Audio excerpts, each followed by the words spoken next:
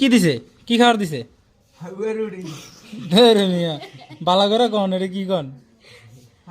এরকম কা এটি কি এরকম করতেছেন কা? খাওয়ালে তো এরকম করুন ভালো না ভাই।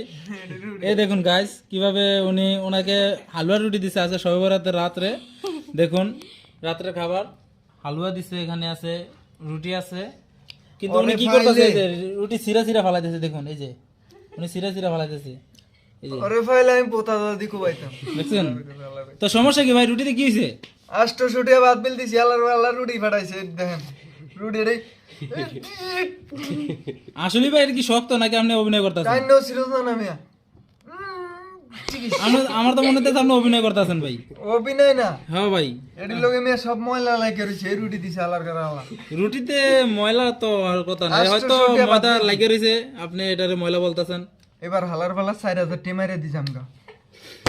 তো মেসালা বাইরে বলতেছি আপনারা সতর্ক থাকেন ওনার কাছ থেকে। এরকম দু একজন যদি পায়ে থাকেন তাদের কাছ থেকে একটু সতর্ক থাকবেন।